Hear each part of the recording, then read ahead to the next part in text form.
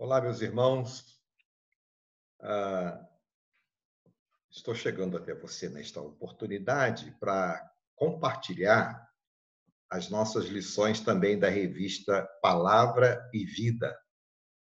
Inclusive, neste terceiro trimestre, as lições desta revista, o assunto é bem oportuno, porque trata exatamente desse tempo que estamos passando, da experiência que as nossas igrejas estamos passando em nossas igrejas, não é? Devido a essa pandemia, não é? Então, os assuntos interessantes estão sendo tratados nesta literatura Palavra e Vida, que já é uma literatura importante, estudada em muitas das nossas igrejas, uma literatura produzida pela nossa Convenção Batista Fluminense. E eu quero compartilhar com você a lição de número 1, falando que a igreja do Senhor não fica com as suas portas fechadas, né? Porque a igreja do Senhor somos nós. A igreja não tem porta fechada. O templo pode estar fechado, mas a igreja, que somos nós, chegamos aos corações dos irmãos, das pessoas, através da palavra de Deus ministrada pelas mídias que temos usado neste tempo. Nós estaremos aproveitando o material que a nossa Convenção Batista Fluminense preparou, e hoje, a lição de número 1, que está sendo ministrada através de vídeo pelo pastor Elildes Fonseca, que é o presidente da nossa convenção.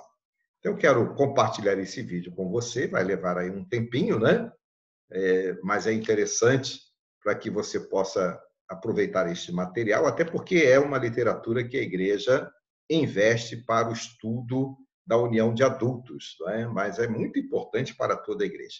Portanto, eu vou abrir aqui a página do estudo, para que você possa acompanhar, tá bom? Então, aguarde um instantinho, estou chegando lá. E aqui está. Eu vou ampliar aqui para que você possa acompanhar. Bom estudo, Deus abençoe. E vamos acompanhar, então, o estudo da lição número 1 da revista Palavra e Vida.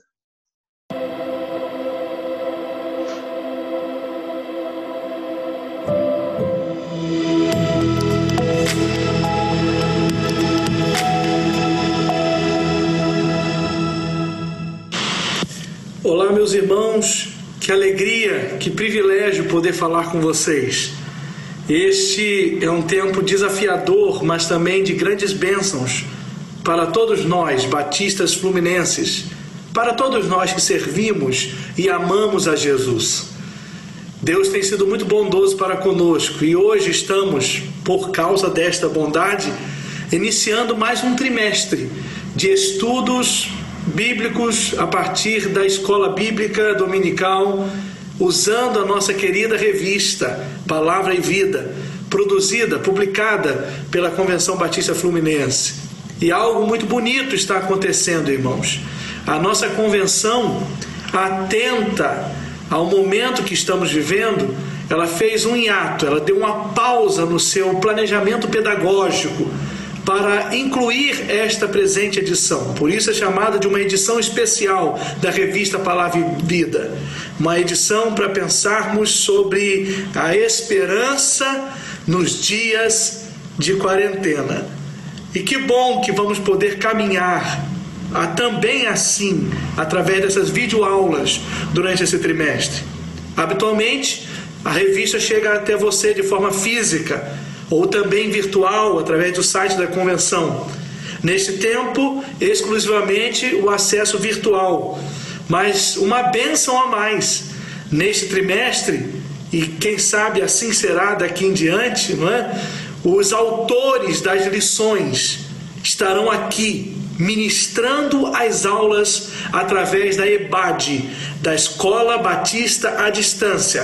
A EBAD, que pertence à nossa Convenção Batista Fluminense. É mais um projeto, mais uma iniciativa da nossa convenção. Como nessa revista tivemos a participação voluntária de 13 autores, então a cada domingo, cada semana será postada aqui na EBAD a aula correspondente à lição que virá. Então, nessa semana, estou aqui com vocês para trabalhar a lição 1 da nossa revista Palavra e Vida do presente trimestre. Então, será um prazer. Eu quero convidar você inclusive a influenciar outras pessoas para que façam o curso Palavra e Vida deste trimestre aqui conosco na EBAD, através da sua igreja. Faça aqui conosco. E olha, se você fizer esse curso das 13 lições, no final você vai receber um certificado de participação da nossa Convenção Batista Fluminense, atestando a sua participação para a honra e para a glória do Senhor, aqui conosco, nesse curso Esperança em Tempo de Quarentena. Como amamos a Escola Bíblica Dominical, como é importante para nós fazer parte dessa escola, não é verdade? Como é bom e como é necessário para a gente estudar a Bíblia. Então você que ama a EBD, você que ama a escola bíblica, com certeza se sentirá muito feliz por poder acompanhar os autores das lições a cada semana e também no final receber um certificado da nossa convenção. Bem-vindo! Bem-vindo à EBAD, bem-vindo ao estudo da revista do terceiro trimestre de 2020, Esperança em Tempo de Quarentena. Você já deve ter a sua revista aí nas mãos, ou no meio digital, através do seu recurso digital, um iPad, um tablet, um celular, ou quem sabe até você está com a sua revista impressa, de repente você imprimiu, o que pode ser melhor para você. O método é o que melhor se encaixar com você, mas a forma nós vamos dialogando, mas o conteúdo, esse é imexível. Nós estamos numa escola bíblica, então nós vamos estudar a Bíblia. Meus irmãos, mais importante do que um professor da EBD é dizer: abram as revistas. O mais importante numa escola bíblica é quando a gente diz assim: abra a sua Bíblia. É isso que nós vamos fazer. E eu quero convidar você então para abrir a Bíblia, a palavra de Deus, palavra infalível, palavra inerrante, a Bíblia Sagrada, o livro bendito de Deus para nortear o nosso viver, nortear nossos relacionamentos, nortear a nossa devoção. Eu quero convidar você para abrir então a Bíblia, palavra de Deus, na primeira carta de Paulo aos Coríntios. Nós vamos ao capítulo 3 e também você poderá acompanhar a exposição pela revista Palavra e Vida. A lição 1 está na página 14 e seguintes. Também você pode fazer isso, colocar já à disposição a revista na página 14. Nesta lição, o nosso título é Igreja Nunca Fecha.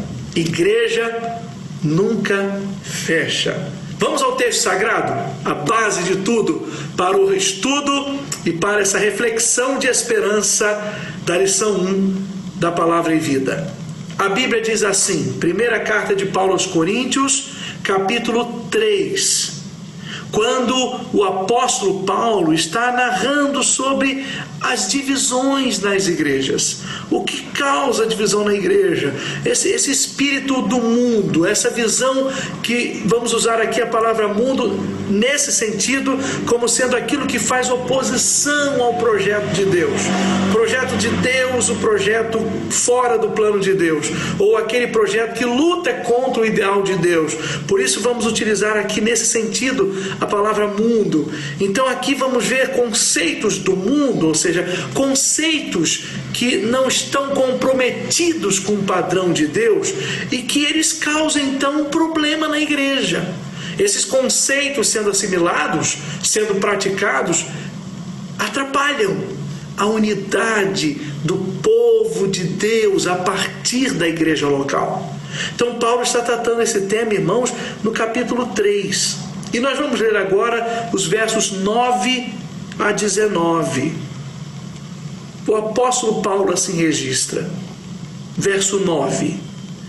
Porque somos cooperadores de Deus, e dele sois lavoura e edifício. Segundo a graça de Deus que me foi dada, lancei o alicerce como sábio construtor, e outro constrói sobre ele, mas cada um veja como constrói. Porque ninguém pode lançar outro alicerce além do que já está posto, o qual é Jesus Cristo. E se o que alguém constrói sobre esse alicerce é ouro, prata, pedra preciosa, madeira, feno ou palha, a obra de cada um se manifestará, pois aquele dia a demonstrará, porque será revelada pelo fogo, e o fogo testará a obra de cada um. Se a obra que alguém construiu permanecer, este receberá a recompensa. Verso 15: se a obra de alguém se queimar, este sofrerá prejuízo, mas será salvo, como alguém que passa pelo fogo. Não sabeis que sois santuário de Deus e que o seu Espírito habita em vós? Se alguém destruir o santuário de Deus, este o destruirá. Pois o santuário de Deus, que sois vós, é sagrado. Ninguém se engane. Se alguém dentre vós se considera sábio nesta era, torne-se tolo para vir a ser sábio. Porque a sabedoria deste mundo é uma tolice diante de Deus. Pois está escrito: ele apanha os sábios na sua própria astúcia. E ainda, verso 20: o Senhor conhece os pensamentos dos sábios, que são fúteis. Meus irmãos, o texto sagrado, esse pedaço de texto, nós chamamos essa perícope, esses textos, esses versos selecionados, eles nos ensinam muito sobre a verdade do porquê uma igreja nunca fecha. Eu disse para vocês aí na lição 1 que eu estava conversando com meu avô sobre essa realidade de pandemia. E meu avô, 97 anos, Leôncio, ele me disse: olha, eu tenho 80 anos, praticamente 80 anos de vida cristã, eu nunca vi a igreja fechar, fazendo referência ao templo. Realmente, irmãos, o que aconteceu mudou drasticamente a nossa rotina. Muitas igrejas, até agora, eu creio que a maioria absoluta, até esse momento, quando estou gravando essa aula, a maioria absoluta, irmãos, ainda não retornou às suas atividades coletivas presenciais. Nós estamos nos adaptando, mundo online, culto online, recursos online, jeitos de reuniões para que não promovamos aglomeração. Aquelas que estão voltando dentro de um mundo de restrições que nunca imaginávamos que por ele passaríamos. Mas, irmãos, o que nós precisamos entender é que Deus está conosco, Jesus está conosco, permanece ao nosso lado aquele a quem vento e mar obedecem. É esse o Senhor que guarda a nossa vida, é nele que está a nossa esperança. Por isso eu posso dizer a vocês de que a igreja não fecha, os templos temporariamente estão fechados, os ambientes dedicados para o culto a Deus estão fechados, mas a igreja de Jesus, essa permaneceu aberta e permanecerá aberta. Nada para a marcha da igreja de Jesus, nada pode conter a caminhada da igreja. É claro, irmãos, de que estamos solidários com aqueles que tiveram parentes, entes queridos, ceifados por essa tristeza tão grande no meio de uma pandemia, tantas calamidades que acontecem. Choramos todas as mortes, mas é claro que estamos chorando muito esse número tão grande de pessoas falecendo fruto de uma pandemia. Mas, irmãos, embora estejamos solidários, não é incompatível ser solidário e manter a alegria no Senhor, que cuida e põe a sua igreja avante em todo o tempo. Meus irmãos, a igreja não fechou. Fechou o templo. Você e eu continuamos o testemunho cristão. Nós estamos firmes diante do Senhor, porque a igreja nunca fecha. O texto que nós lemos, o texto do apóstolo Paulo, há uma pergunta fundamental, se você puder voltar ao texto sagrado, que está lá no versículo 16. Olha lá no verso 16, que pergunta importante. A Bíblia diz assim: não sabeis que sois santuário de Deus e que o seu Espírito habita em vós? Meus irmãos, a igreja somos nós. Nós somos o santuário de Deus. Não fechamos, irmãos. A igreja nunca fecha. Permanece ativa e influente no mundo. Mas é claro, irmãos, como é importante estar no templo. É muito valioso. A gente sabe que não precisamos do templo para adorar a Deus. Nós o adoramos em qualquer lugar. A igreja não parou de adorar a Deus esse tempo todo em que esteve sem frequentar o templo. Mas embora, irmãos, saibamos que o templo não é uma condição sine qua non para adorarmos a Deus, como é importante estar no templo. O templo é necessário, porque ele permite que nos congreguemos, nos reunamos como igreja. É bom e é importante estarmos todos juntos, nos vendo, nos abraçando, nos tocando, convivendo mesmo, e convivência no sentido da proximidade. Mas, irmãos, essa bênção vai voltar a acontecer. Agora não é o momento de abraços, de beijos, mas essa bênção voltará a acontecer. Então, frisamos bem que em nenhum momento estamos aqui defendendo que templo não é importante. Para que eles estarem aí? Não, templo é importante. Ele é um espaço que permite que todos estejamos reunidos ao mesmo tempo. O templo é um lugar de afetividade. Como temos visto a obra de Deus acontecer quando nos reunimos no templo, não é verdade? Mas a igreja não fica aberta porque o templo está aberto. A igreja está sempre aberta porque nós somos a igreja. E onde eu estiver, onde você estiver, ali o templo de Deus se manifestará. Porque nós somos o santuário de Deus, a habitação do Altíssimo. Por isso, irmãos, Paulo está tratando esse problema da divisão. A igreja não fecha, a igreja não pode se dividir. E é interessante, a gente fez uma proposta de trabalhar esse texto bíblico aplicando em 3 direções que se entrelaçam. 3 direções que chegam no mesmo lugar.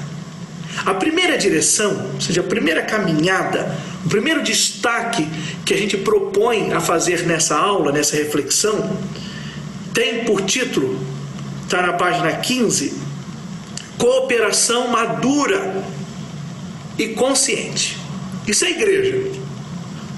A sinceridade de Paulo é impressionante, irmãos. Vamos à Bíblia. É isso que é importante. Olha só a Bíblia aí. Quando Paulo começa, ele é tão sincero lá no versículo 1, que ele chega dando um tom enérgico. Ele disse: eu não pude falar com vocês como a pessoas espirituais. Eu falei a vocês como a carnais, como a crianças em Cristo. Irmãos, Paulo está aqui acentuando a diferença entre aqueles que compreendem as verdades espirituais e aqueles que não compreendem. Paulo aqui pontua que no ambiente da igreja havia aqueles que não conseguiam compreender a vida sem estarem presos e limitados à perspectiva terrena e física. E Paulo disse: olha, eu não pude falar a vocês como quem fala a pessoas espirituais. Eu tive que falar a vocês como quem fala a pessoas carnais. eles não tinham amadurecimento espiritual. E é um problema quando não há maturidade na vida cristã. Porque o leite não pode ser alimento para a vida toda. Não é assim com uma criança. Olha, a criança não pode viver de leite.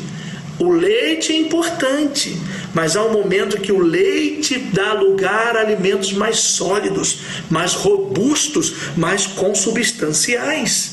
Paulo estava dizendo: olha, eu não posso aprofundar os ensinos, eu não posso passar do leite, eu não posso ir ao alimento sólido. Não está isso aí que você está vendo aí? Olha só no versículo 2 do texto que lemos, do capítulo 3 da primeira carta de Paulo aos Coríntios. Dá uma olhadinha aí. Ele vai dizer: olha, vocês não poderiam receber, e nem podem agora receber esse alimento sólido.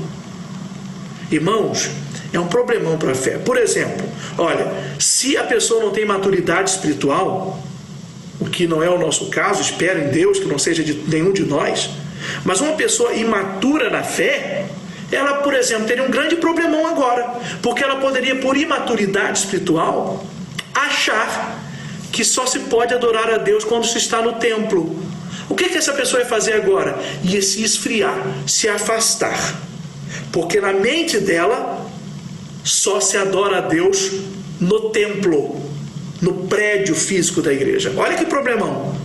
Isso seria uma expressão de imaturidade espiritual. Mas o maduro espiritualmente, aquele que já passou de uma vida carnal e adentrou na bênção de uma vida espiritual pela sua conversão em Cristo e pela sua santificação nesse processo de crescimento espiritual, entende: o templo está fechado, é uma prudência, mas eu continuo a minha comunhão adorando o meu Senhor.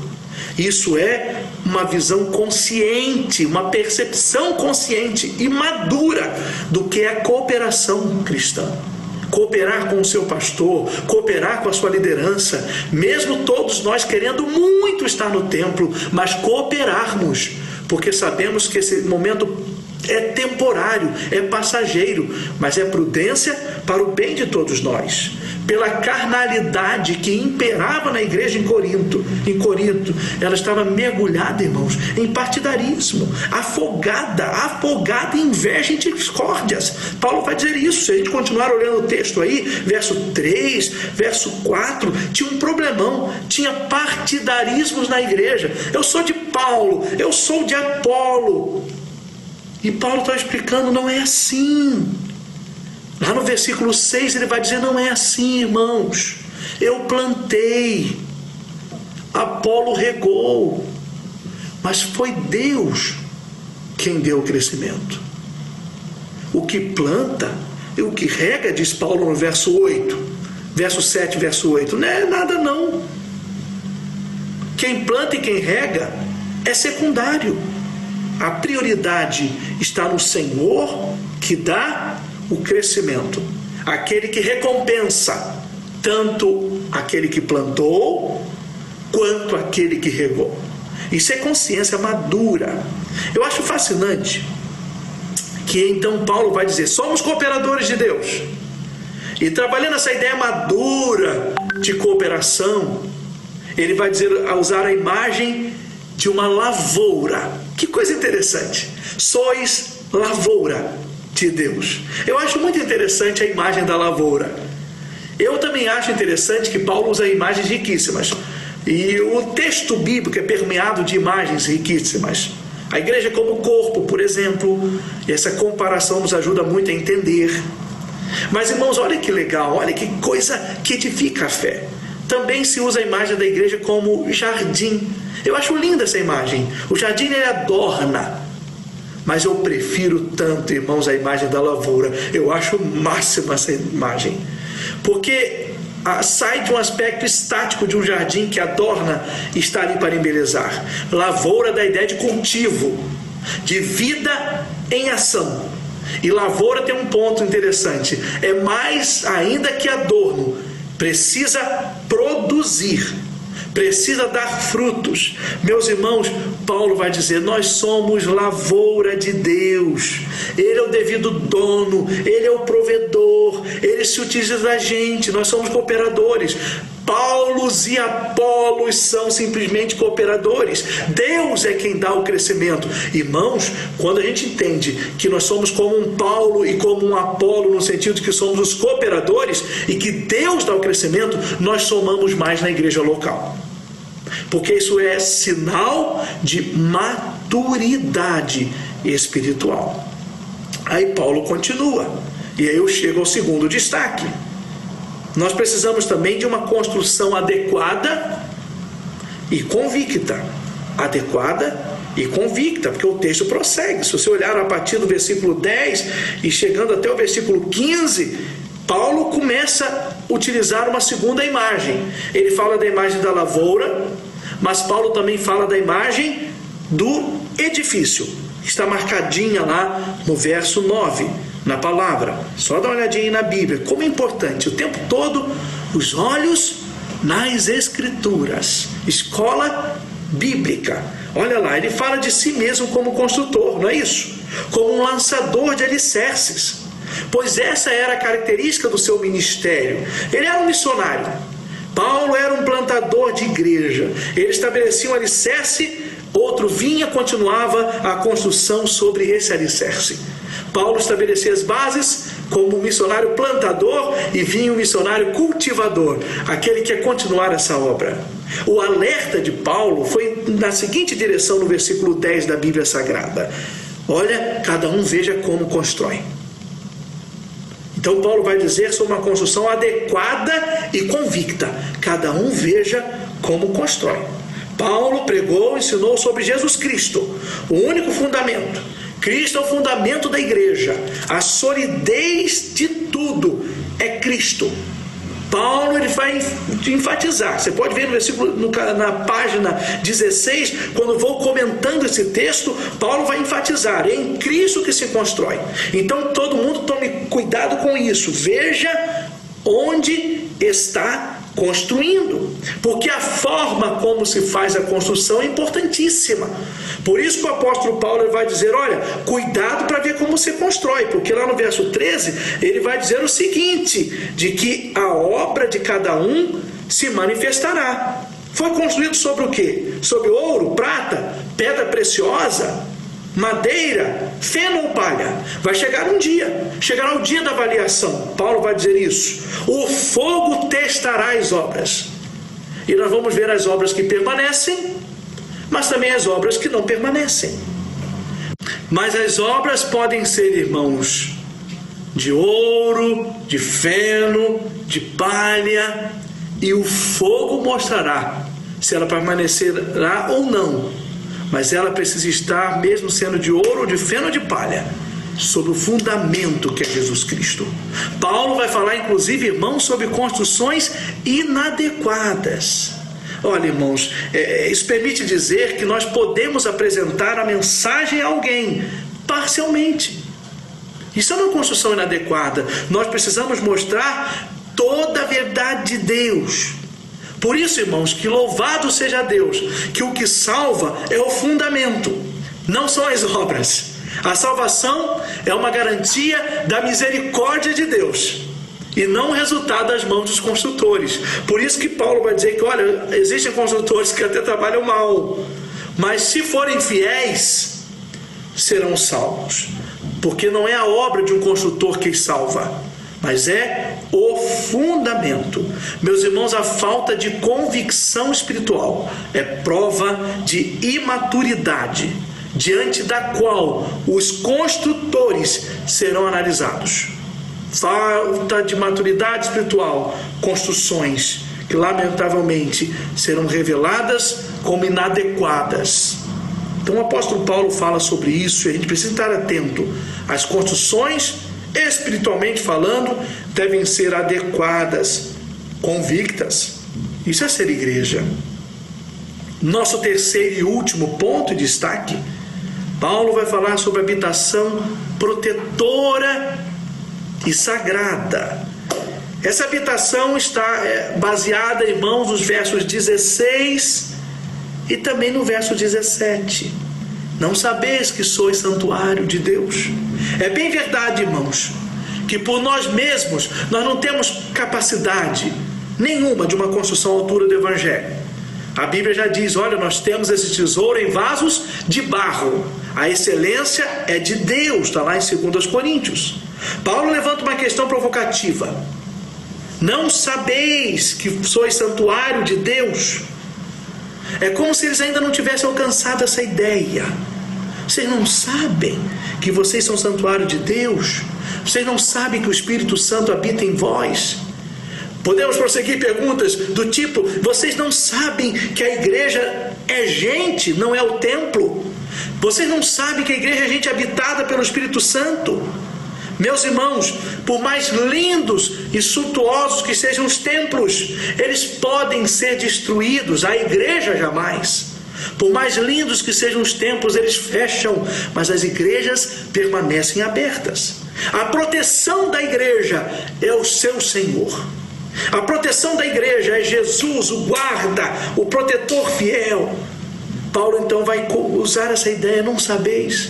É interessante que se nós folhearmos o texto bíblico e se formos um pouquinho à frente, lá no capítulo 6 da primeira carta de Paulo aos Coríntios, nós vamos ver Paulo voltando ao tema, dizendo lá na primeira carta, ainda no capítulo 6, versículo 10, folheia lá, dá uma olhadinha lá o que ele diz. Ele afirma assim, olha, não sabeis que o vosso corpo é santuário do Espírito Santo, que habita em vós, o qual tendes da parte de Deus, e que não sois de vós mesmos. Paulo continua tratando isso. Interessante que essa expressão não sabeis, ela é utilizada 10 vezes na primeira carta de Paulo aos Coríntios. Todas as vezes para fazer uma afirmação incontestável. Aí na página 17 eu coloco as 10 referências. Você possivelmente já deve ter visto e pode reler no tempo que você achar necessário. Como Deus ama a sua igreja. É a presença protetora de Deus que garante a igreja. Deus é zeloso. Deus protege a igreja. Deus nos põe no alvo do seu propósito. E é interessante, irmãos, que lá na segunda carta aos Coríntios, Paulo volta ao assunto. É verdade, olha, se formos à segunda carta, se você folhear a Bíblia até a segunda carta, lá no capítulo 6, você vai ver ele dizendo assim no versículo 16: pois somos santuários do Deus vivo. Como ele disse, habitarei neles e entre eles andarei. Eu serei o seu Deus e eles serão meu povo. Interessante que o autor aos Hebreus também discorre essa ideia. Ele vai falar sobre isso, Hebreus capítulo 3, versos 4 a 6, vai dizer sobre isso, porque toda casa é construída por alguém, mas quem edifica todas as coisas é Deus. Moisés, como servo, foi fiel em toda a casa de Deus para testemunho das coisas que seriam anunciadas. Mas Cristo, como Filho, é fiel sobre a casa de Deus, casa que somos nós. Olha que coisa linda, casa que somos nós, se conservarmos firmes até o fim da nossa confiança e a glória da esperança. Que coisa especial, que coisa marcante para nós, a glória da esperança. Meus irmãos, povo de Deus, para pensarmos e agirmos nessa conclusão. Não é uma tarefa fácil ficar em casa, a gente sabe disso. Diante dessa quarentena, nós estamos tendo que passar por uma prova de fogo, porque amamos estar no templo. Mas vamos pensar uma coisinha aqui. Agora que ficamos um pouco impedidos de ir, será que nós valorizávamos o estar no templo quando tínhamos condições de lá estar? Será que a gente dava o devido valor a isso? Como é importante pensar. Como é triste e lamentável a realidade que muitas vezes só valorizamos quando não podemos mais. Também sabemos que somos santuário de Deus. Se meu irmão também é santuário de Deus, como deve ser o relacionamento entre os servos de Cristo? Como que os santuários de Deus devem se relacionar? Cristo é fundamento. Cristo é a base. Nós somos cooperadores de Deus, como Paulo, comprometidos com essa construção. Meus irmãos, como estão as obras das nossas mãos?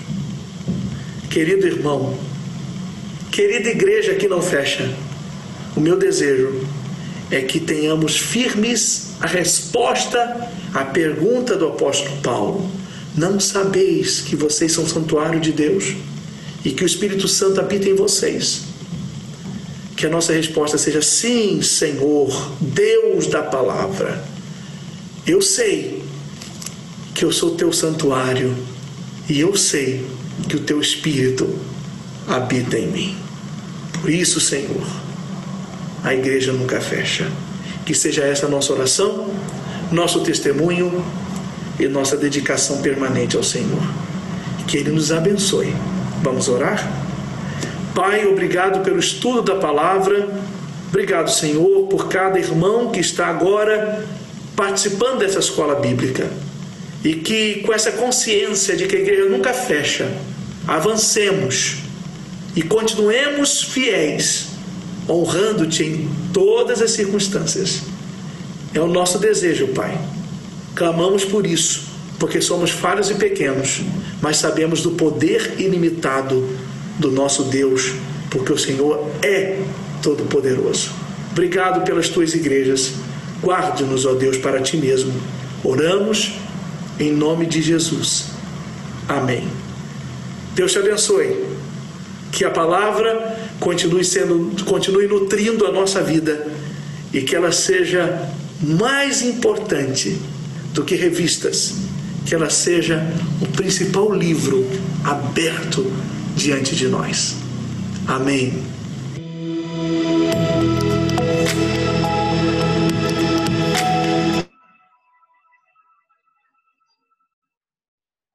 Amém, né, irmãos? Que lição importante e bem ocasional, né?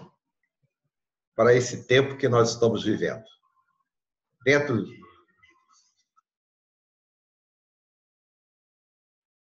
Só um instantinho que entrou algo aqui que não era para entrar.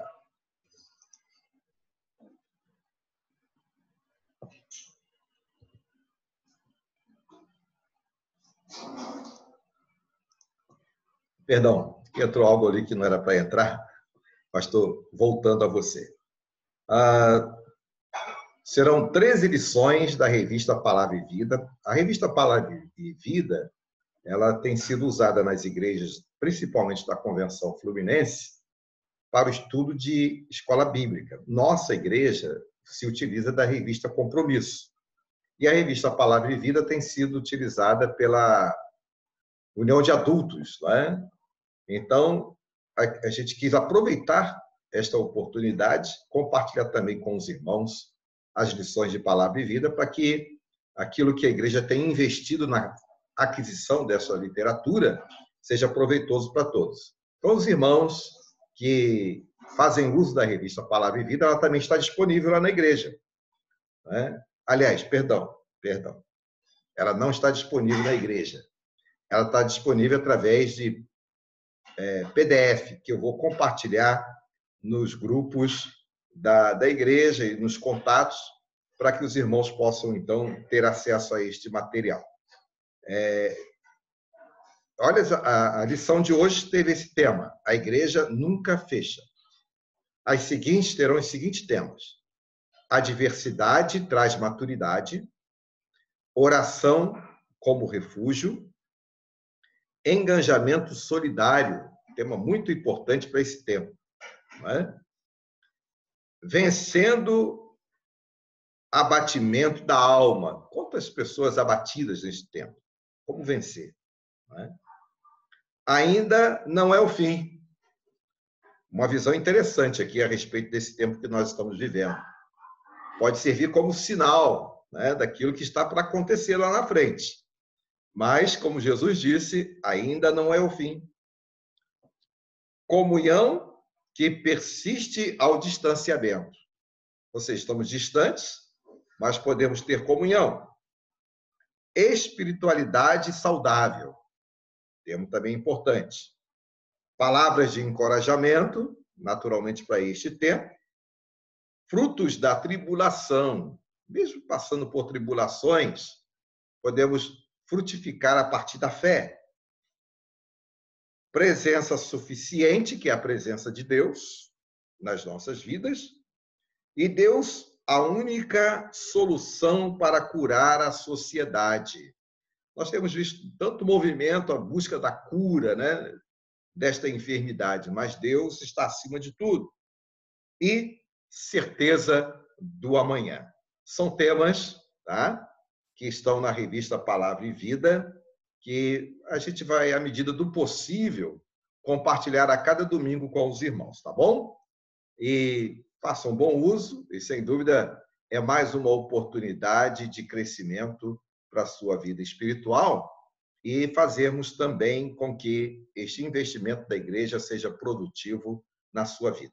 Compartilhe com os outros e vai ser de grande valia para todos nós. Deus abençoe, portanto, cada irmão da nossa igreja, neste momento distante, mas entendendo que, como igreja, nós estamos ativos.